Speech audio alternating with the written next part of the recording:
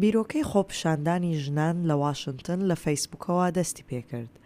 مانجی 11 2016 بڵاو بووە و لەو ڕۆژەوە سرنجی زۆر خەڵکی ڕاکێشا.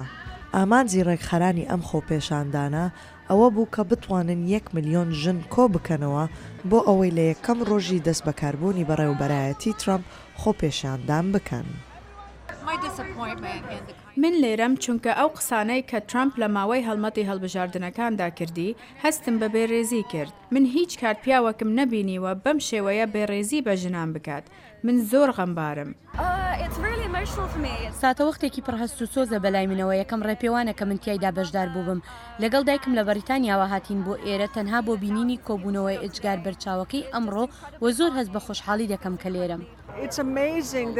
شتێکی مایەی سەرسوورمانە کە لە تووڕەیی و دڵتەنگی ئێمە توانیمان کۆبینەوە و هێزمان پیشاندەین. ئەم خۆپێشاندانە مایەی سەربڵندی منە.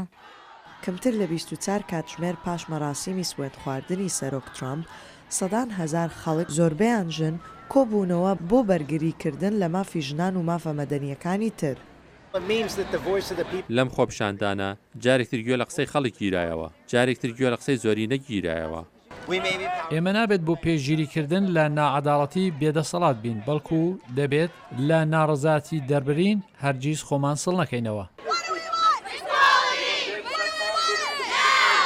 ئەم خۆپێشاندانەی بە ناوی وومنز مارچ لە چەندین شاری ئەمریکا بە واشنگتن پایتەختی ئەمریکا و ژمارەیەک لە وڵاتانی جیهاندا بەڕێوە چوو کە بە مەزندا 3.2 ملیۆن تێدا بەشدار بوون.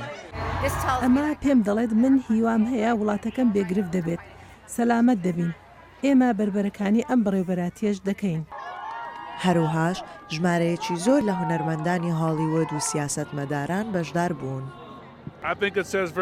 ئەم خۆپیشاندانانە ئەوەمان پێنیشانەدات ئەو قسانەی لە کاتی بانگەشەکانی ترامپ لە دژی ئیسلام و خەڵکی بەگشتی هەروەها هاوڕەگەزبازان و خاوەن پێداویستی تایبەت کران قبول ناکرێت.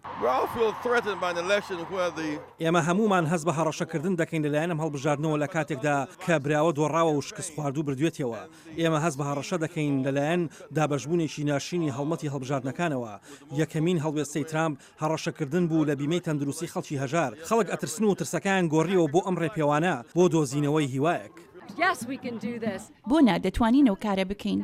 تێکڕای 750,000 بۆ ملیۆن کەسەکەی کە هەرچەندێک کە هێشتا ئەمارێکی فەرمیمان نییە، بەڵام ژمارەیەکی ئەجگار گەورەیە. بەڕاستی خۆشحاڵم کە دەبمە نمونەیەک بۆ هەوڵێکی گەورە. من هەر لێرەوە تا کەلیفۆرنیا دەڕۆم. وەکو بینیمان ئەمڕۆ سەدان هەزار ژن و پیاو لێرە لە واشنگتن دیسی کۆبوونەوە بۆ ئەو خۆپێشاندانە.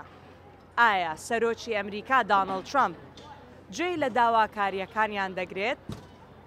سەما دزەیی، دەنجی ئەمریکا.